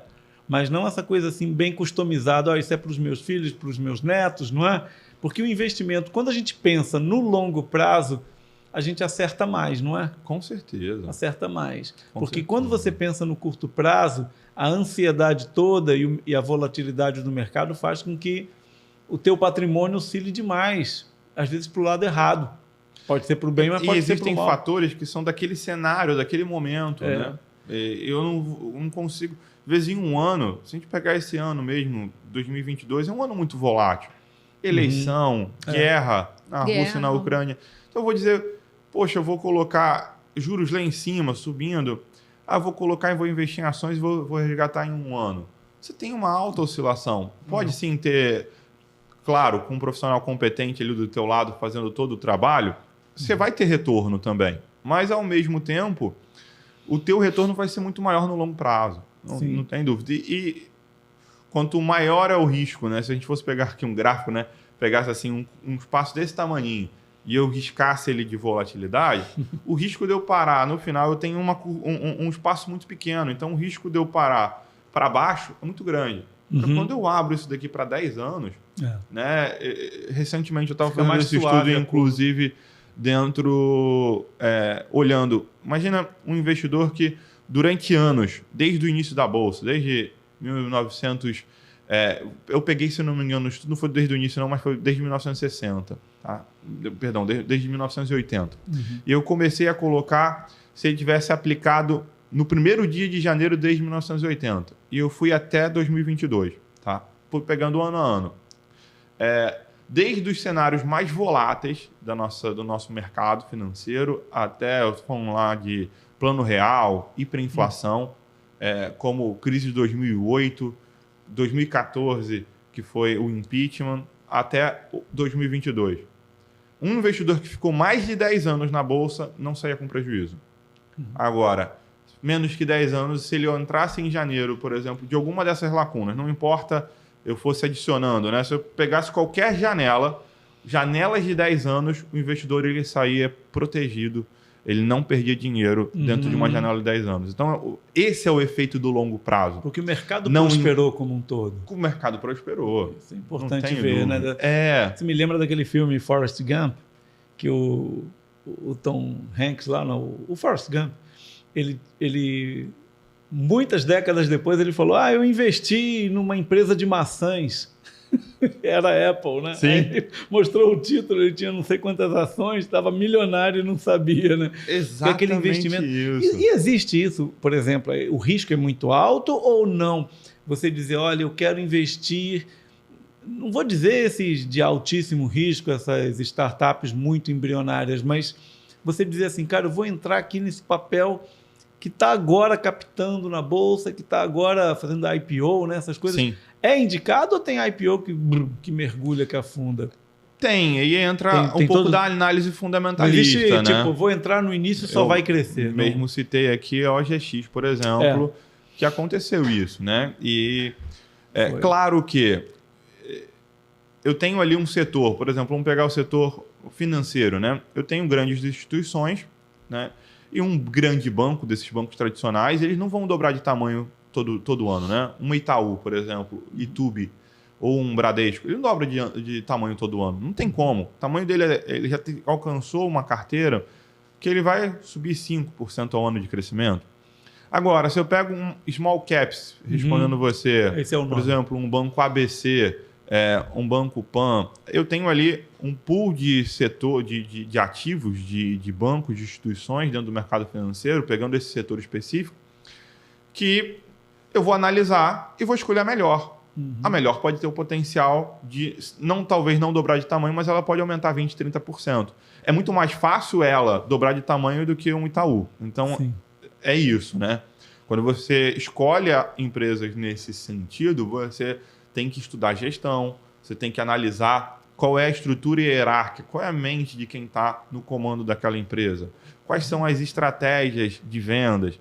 E aí entra um pouco da análise do balanço, não só na análise do balanço, mas a análise estratégica, a visão de longo prazo daquela empresa. Às vezes ela está vindo com algo disruptivo, que vai furar o setor e ela vai crescer, ganhar market share, vai ganhar espaço no mercado e tem total potencial. Então, eu acho que essa análise deve ser feita, sim, mas entro ainda dentro do processo de diversificação. Você não vai colocar todo o seu dinheiro ali, porque você pode acabar tendo ali, né, uma empresa também, uma small caps, uma pequena empresa naquele setor, ela pode ter oscilações muito maiores, até pelo nível de risco que ela possui. E essa aula toda que você está dando para a gente aqui, quando algum cliente né, investe ali, faz a gestão do seu patrimônio com a Aware, ela tem essa disponibilidade toda para estar aprendendo tudo isso que a gente está aqui batendo papo? Vocês têm reuniões com os clientes? Né? Na verdade, a gente faz reuniões periódicas com o nosso cliente. O nosso dever é falar sobre o portfólio dele, é acordado com o cliente ali, em quanto tempo ele quer conversar com a equipe de gestão, ele quer conversar com o comercial que atende a sua carteira de investimentos. Não só a equipe de gestão, mas toda a equipe como um todo, seja a equipe comercial como a equipe de análise, são muito preparados. Existem comitês periódicos que orientam a equipe comercial sobre o mercado financeiro como um todo, sobre o cenário, qual é o direcionamento. Isso o cliente tem, sim, sem sombra de dúvida. E consegue falar a linguagem do teu cliente, que nem sempre está, né, educado para investimentos, mas assim... Claro, você tocou num ponto, Marcelo, que eu acho muito interessante, Pepe. Por quê? Quando eu comecei a dar aula de certificações para profissionais do mercado financeiro, eu achei que eu ia ter que usar um português muito técnico dentro do mercado financeiro. E eu descobri que, na verdade, o gerente de banco, por exemplo, que fala muito de crédito, de consignado, de cartão, ele quase não conhece o mercado financeiro. Olha. Ele não conhece os termos, ele tem dificuldade com aquilo. Então, eu falei, bom, eu achei que eu ia ter que falar de uma forma muito técnica, mas, na verdade, pelo contrário. Ali já na sala eu comecei a desenvolver um pouquinho essa capacidade de transformar coisas que são extremamente técnicas em algo mais simples. Mais acessível, né? Mais acessível essa informação. Eu não vou falar que é simples, porque ainda é complexo, mas de fácil entendimento. Sim. Eu acho que a palavra-chave é essa. Algo que é complexo se torna de fácil entendimento. E isso, toda a nossa equipe com certeza está preparada para falar isso. E vocês estão, falando da Aware, vocês estão expandindo, se localizando em vários locais próximos aos seus clientes, né? A Aware está localizada aqui no Rio, tem unidade em São Paulo, Belo Horizonte, em Belém Portugal, do Pará também, Portugal Belém e já Suíça, está iniciando, né? Portugal, Suíça. Sim, nós estamos num processo Qual é a ideia? de franca expansão. Eu acho que nós prestamos um serviço muito diferenciado para os nossos clientes, isso eu não tenho dúvida, né? Gestão de patrimônio. Na verdade, o mercado financeiro brasileiro ele ainda precisa ter essa ênfase. Hoje você tem muitas instituições que vestem bandeiras. Ele está em um contrato de exclusividade com uma corretora ou com uma instituição financeira e ela está totalmente enviesada. Existem altos conflitos de interesse, porque se a instituição fala para mim é melhor comprar Petrobras porque o Petrobras é meu cliente, o assessor ali na ponta, né, o gerente, ele vai estar oferecendo aquele produto para o cliente altamente enviesado. A Aware, ela nasce como uma prateleira de investimentos, como uma gestora independente. Eu não tenho um contrato de exclusividade com corretora A, B, C, D ou instituição A, B, C ou D. Eu atendo o meu cliente onde ele precisar e com os produtos que for melhor realmente para o meu cliente. Então, isso é uma dor no mercado, na minha visão. Tá? Eu tenho certeza disso que eu falo. É uma dor. Poucas empresas atuam realmente 100%. Tem uma fachada independente, mas não são puramente independentes. Então, o nosso processo de expansão, não é todo mundo que gosta de falar de dinheiro, por exemplo, me conheceu agora na internet, está vendo aqui o podcast do Pepe, e vai olhar e vai falar, vou aplicar com o Gabriel. Claro, por ser sua audiência, pode olhar e ver o espelho que existe, todo o conhecimento que existe por trás dessa estrutura e confiar. Sim. Mas se me vê no outdoor passando de carro, ele não vai olhar e falar, pô, vou colocar R$1 milhão nele. Então, é necessário ter um escritório físico, é necessário a gente estar ali, pelo menos nas grandes principais praças, né? E onde tem potencial ali dos nossos clientes. Eu acho que isso é fundamental e a gente está nesse processo de expansão. Captando profissionais que tenham aí, às vezes, eu não entendo nada no mercado financeiro. Sim. Mas tem uma boa rede de relacionamento, né? Escritórios de advocacia, por exemplo, né? Sim. Ou até mesmo comerciais. Acabei de ser desligado, eu era private banking de uma grande instituição. Quero me alocar em alguém que eu consiga realmente me dedicar para o meu cliente. A Aware está de braços abertos para esse tipo de profissional. Então a gente está em expansão, abrindo o Belém do Pará é um bom exemplo, né? Um escritório recente nosso, está ali já sendo estruturado e que tem grande potencial. Pouco, isso a gente viu ali, junto com o meu chefe ali, um dos sócios da Wera, a gente ficou uma semana em Belém do Pará, eu vi a deficiência que existia. Pouco se falava sobre independência, um escritório, uma gestora, alguns produtos até que na época poucos tinham acesso ao conhecimento, que são fiscalmente muito, mas muito favoráveis para o cliente. E aí dentro desse processo de expansão, desculpa Marcelo, mas aí fala, mas vocês só falam com milionários? Nosso core é esse, com Multifamily Office, mas acho que alinhado com os sócios, né, existe dentro do nosso processo de expansão atingir um investidor tradicional também, um investidor brasileiro que quer realmente começar a conhecer o mercado de investimentos de uma forma independente. Então a gente sim, dentro do processo de expansão, até mesmo através dos fundos, hoje um dos nossos fundos abertos, que é o AirSelect, ele, por exemplo, aceita investimentos a partir de R$5.000, que é o fundo de investimento. Ele é um investimento coletivo. Então eu gerencio aquele fundo e qualquer investidor pode aplicar lá. Mas qualquer investidor que já seja teu cliente, né? Seja meu cliente ou que seja cliente de qualquer outra plataforma de investimentos. A gente está no processo de expansão, então o nosso fundo já está plugado, por exemplo, na Orama, que é uma corretora de investimentos, e daqui a pouco vai estar nos grandes players do mercado. E o cliente olhou ali o fundo da Wera, ele pode também aplicar os seus recursos, que é a grande diferença do investimento coletivo, né? O que é a diferença entre o investimento coletivo e o investimento individual? Gestão de patrimônio, eu pegar lá um cliente de 10 milhões e eu gerenciar os 10 milhões dele individualmente. O fundo de investimentos que a gente falou ainda há pouco, ele é um investimento coletivo. O que seria um investimento coletivo? Uma andorinha sozinha, diz o ditado, ele não faz verão, né? Você só diz que é verão quando você vê aquela revoada, né? É a mesma coisa. Um investidor com R$5.000, ele sozinho, ele não vai conseguir acessar bons produtos. Agora, 1.000 investidores com R$5.000, você forma um milionário. Isso. Você tem alguém ali com capacidade para aplicar. E o fundo de investimentos, ele é um instrumento coletivo, onde o milionário coloca o seu dinheiro, mas também alguém que tem lá R$100.000, R$200.000 ou R$5.000, ele consegue acessar um veículo coletivo de investimento. E aí, como gestora, nós temos aí à frente, então tem esse primeiro produto, mas vão vir outros produtos de investimento, outros fundos que vão estar nas principais corretoras do nosso país. E um desafio que você tem também, por exemplo, a gente estava conversando sobre ir um pouco lá para o meio do agro, né? Na Mato Grosso do Sul, tal, Mato Grosso.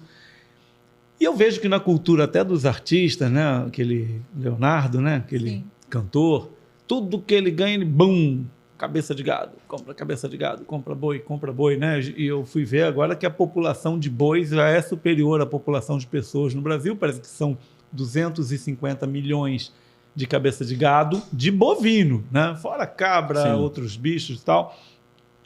Mas aí você vai lidar com esse cara que está na cabeça dele assim, não, o que me dá dinheiro é boi, certo? Se um cara trabalha com imóveis, o que me dá dinheiro é imóveis. Se o cara trabalha com, sei lá, ouro, diamante, ele vai só investir no que a cabeça dele está montada.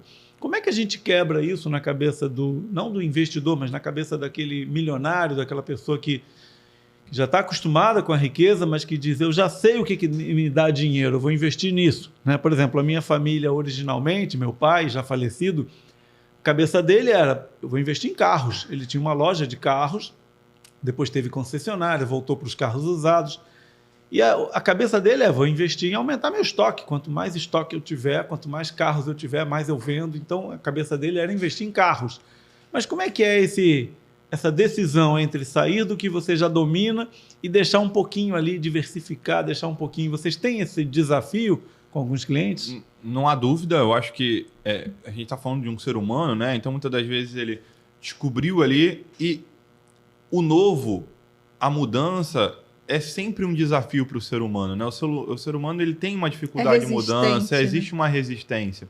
Então, às vezes ele ganhou dinheiro com agronegócio, realmente com cabeça de gado, por exemplo, e ele olha e fala, por que eu vou sair daqui? Mas aí entra o princípio de diversificação. Ele entender que pode existir ali um problema dentro do seu processo de investimentos, né? Alguma praga que chegue, algum nível de doença ali que possa contaminar todos os gados que ali existem, né? E acabar algum embargo econômico também, algum embargo, né? econômico, alguma alta tributação, que existe o fator ali, né? Ou realmente parou o consumo, né? A exportação caiu.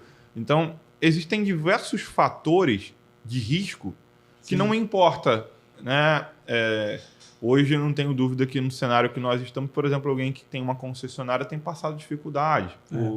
A gente tem aí a alta dos carros usados, né? Cada vez mais a FIP valorizando e você não tem uma procura por carros tão frequentes ou por carros novos, né? Então, mas é um cenário, é um momento da vida dele. A própria taxa Selic afeta muito negativamente na venda, porque é financiado em geral que o cara compra um carro. Exatamente. Aí a taxa está lá em 13%. Quando estava 2%, agitou ali o... Somado, por exemplo, a pandemia que ficou com boa parte das indústrias fechadas. Então, você tem uma série de fatores.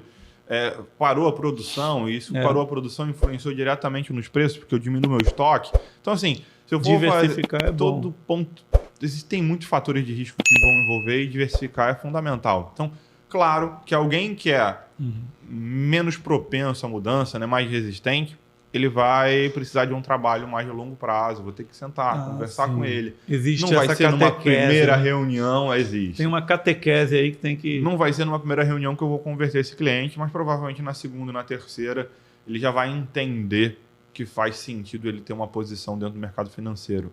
Nem que seja para proteção. Porque aí entra, falando do agro, né? Eu tenho como, dentro do mercado financeiro, instrumentos de blindagem para... seja uma safra, por exemplo, de soja, seja gado, eu tenho contratos no mercado financeiro que possibilitam a blindagem daquele... Se ele tem um prejuízo, por exemplo, deu problema na safra de soja e ele não vai conseguir entregar, ele teve um prejuízo naquilo. No mercado financeiro eu faço uma proteção que ele tem lucro no mercado financeiro contra... É como se fosse um seguro, tá? Não tem como... Senão eu vou acabar sendo muito técnico, mas é um seguro. Eu consigo fazer um seguro dentro do mercado financeiro. Como naquele filme da Grande Apostas, que tinha isso, né? Era um seguro que eles fizeram apostando na queda do... Exato, bem parecidos, só que isso é mais no mercado internacional. Quando eu venho aqui para o mercado brasileiro, eu consigo fazer esse seguro dentro do agronegócio com muita facilidade. Bacana, bacana. Então... Você está se posicionando, né? A Aware está se posicionando na questão comercial, na questão de se aproximar das pessoas, oferecendo escritórios presenciais. Eu até vi que, por exemplo, se eu viajar lá para Lisboa e quiser usar um escritório ali para uma reunião na Aware... Sendo nosso cliente, você pode. Se é cliente, olha, pode usar nossa sala de reunião, nossa estrutura para receber alguém. Com certeza. Tem essa gentileza, não sei se aqui também, no Rio, verdade, em outros lugares. A nossa casa também é deles, né? Ter essa gentileza. Tem que entrar no nosso escritório e se sentir em casa. Ali é a casa dele. Entendi. E nossa casa, né?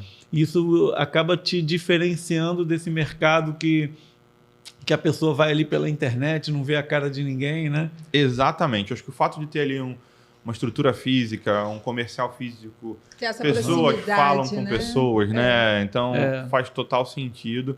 Não descartando também as mídias sociais, a gente também faz trabalho digitalmente, né? Atua e tem tido ali um trabalho de prospecção nessas mídias, eu até acho que faz total sentido também. Mas o tato a tato, o contato é fundamental. E o cliente acaba te descobrindo muito por recomendação? São clientes satisfeitos que vão recomendando? Ou tem outra forma de captação que você consegue chegar? São através dos comerciais contratados que já possuem carteira ou têm uma rede de relacionamento. Às vezes ele nem é do mercado financeiro, né? Mas é o mesmo público-alvo. Por exemplo, um empresário de futebol. Às vezes ele tem ali um contato e ele faz a gestão da carreira daquele profissional. Só que aquele profissional precisa de gestão de patrimônio. Então eu fecho uma parceria com ele e eu assumo a gestão de patrimônio dos jogadores que ele faz a gestão da carreira. Isso é legal, hein? Porque jogador, né?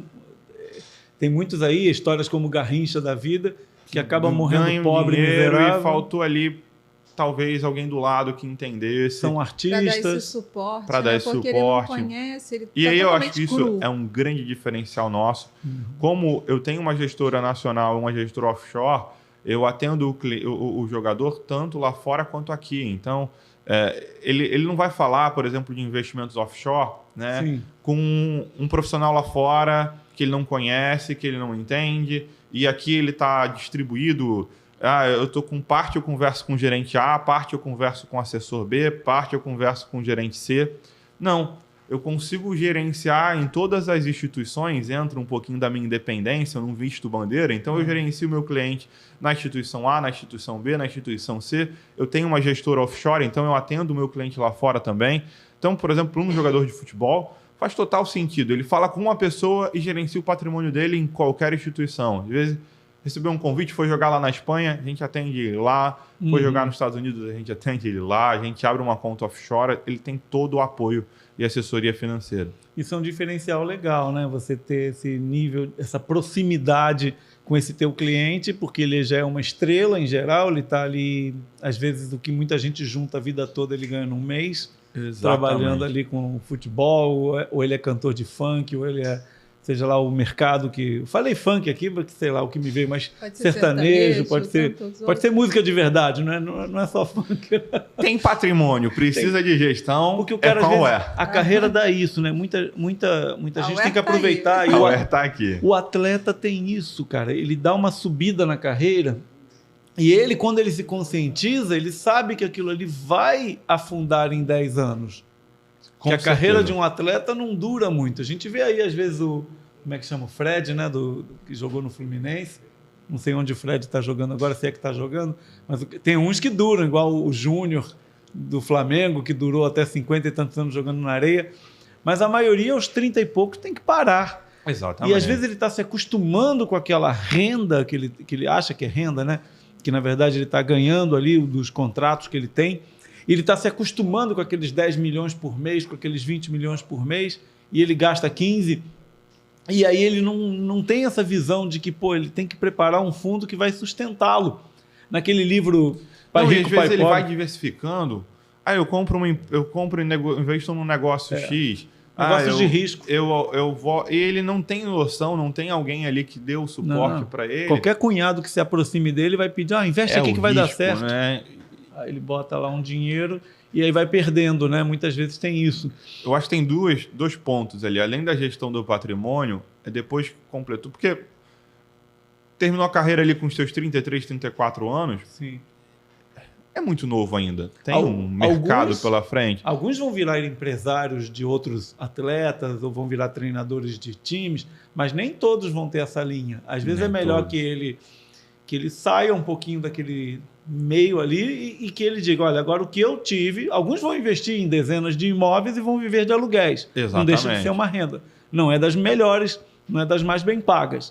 Mas é uma renda. Até nesse caso, a gente assume a gestão do patrimônio do cliente também, tá? Nesse caso, às vezes eu tenho muitos imóveis, eu preciso dessa gestão. A gestão de patrimônio como um todo envolve desde auxílio no processo de gestão de uma empresa, desde o processo de gestão de imóveis, né? O cliente ele vai ter a gestão do patrimônio dele como um todo.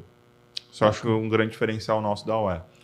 Bacana, Redivo. Gostei bastante da gente bater esse papo aí, conhecer esse teu histórico. Gabriel nos deu uma aula aqui espetacular, representou com propriedade a UER aqui. Em nome da UER, eu agradeço o convite de vocês, Marcelo. Foi muito maravilhoso esse bate-papo, estar com vocês aqui. Bacana. Muito obrigado aí. Espero que a gente converse sobre outros assuntos, né? Que a gente converse ainda sobre algumas novidades da empresa. É bacana estar vendo aí a empresa já se expandir geograficamente para vários lugares do Brasil. Com certeza, com certeza. Grande gosto. E muito obrigado também, em nosso nome aqui, obrigado à UER pelo patrocínio ao nosso podcast, pelo apoio desde da primeira edição. Estão aqui as nossas canequinhas da UER brindando aqui nosso podcast desde o início.